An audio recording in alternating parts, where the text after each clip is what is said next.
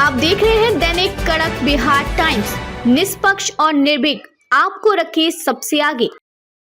नमस्कार, आप देख रहे हैं DKBT न्यूज। तो चलिए रुक करते हैं आज की प्रमुख और बड़ी खबर पर। क्या ब्राजील में होगी पीएम मोदी और शी जिनपिंग की मुलाकात? इन मुद्दों पर हो सकती है दोनों नेताओं के बीच बात। G20 देशों के सम्मेलन में भाग लेने के लिए चीन के राष्ट्रपति शी जिनपिंग रविवार को ब्राजील पहुंचे। चीनी राष्ट्रपति से पहले पीएम मोदी का ब्राजील में आगमन हो चुका है। उम्मीद जताई जा रही है कि G20 शिखर सम्मेलन के दौरान दोनों नेताओं के बीच मुलाकात हो सकती है। भारत के साथ संबंध बेहतर करने में जुटा चीन। सिन्हुआ समाचार की रिपोर्ट के अनुसार एक बयान में शी जिनपिंग ने कहा कि वह दोनों देशों के बीच संबंधों को और बढ़ाने पर ब्राजील के राष्ट्रपति के साथ विचारों के आदान प्रदान के लिए उत्सुक हैं। दोनों नेताओं के बीच अंतर्राष्ट्रीय और क्षेत्रीय मुद्दों पर चर्चा हो सकती है। रूस में ब्रिक्स सम्मेलन के दौरान दोनों नेताओं की बैठक हुई थी। जानकारी के मुताबिक बैठक में आर्थिक विकास, जलवायु संकट और अंतर्राष्ट्रीय व्यापार पर चर्चा की जाएगी। एशिया की दो शक्तिशाली देशों के राष्ट्राध्यक्ष की मुलाकात पर दुनिया की नजर रहेगी। भारत चीन व्यापार 2022 में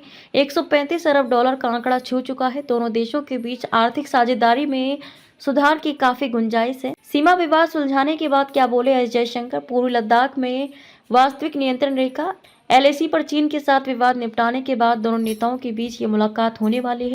LAC को लेकर दोनों देशों के बीच सीमा विवाद को सुलझाने के बाद विदेश मंत्री एस जयशंकर ने हाल ही में कहा था कि अंतिम दौर की सैन्य वापसी के बाद भारत और चीन के बीच संबंधों में कुछ सुधार की उम्मीद करना उचित है, लेकिन ये कहने से संकोच किया कि महज इस कदम से दोनों पड़ोसी देशों के बीच रिश्ते अपने पुराने स्वरूप में लौट सकते हैं। विदेश मंत्री ने कार्यक्रम में कहा था कि मैंने सेनाओं के पीछे हटने, डिसएंगेजमेंट को बस उनके पीछे हटने के रूप में देखता हूं, ना उससे कुछ ज्यादा और ना कुछ कम। आपको बता दें कि दोनों पक्षों ने करीब 4.5 साल के अंतराल के बाद सीमा पर अपनी गश्ती गतिविधियां भी शुरू की। कितना महत्वपूर्ण है G20 शिखर सम्मेलन?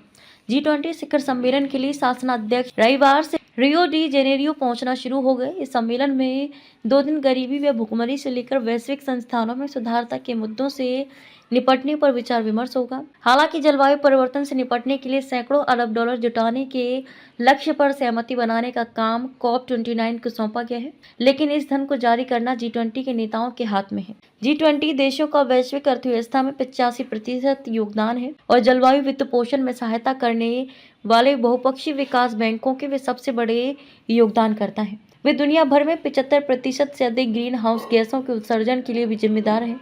संयुक्त राष्ट्र के जलवायु प्रमुख साइमन स्टील ने शनिवार को G20 नेताओं को पत्र लिखकर उनसे जलवायु वित्त पर कार्य करने का आग्रह किया, जिसमें विकासशील देशों के लिए अनुदान बढ़ाना और द्विपक्षीय विकास बैंकों के सुधारों को आगे बढ़ाना शामिल है।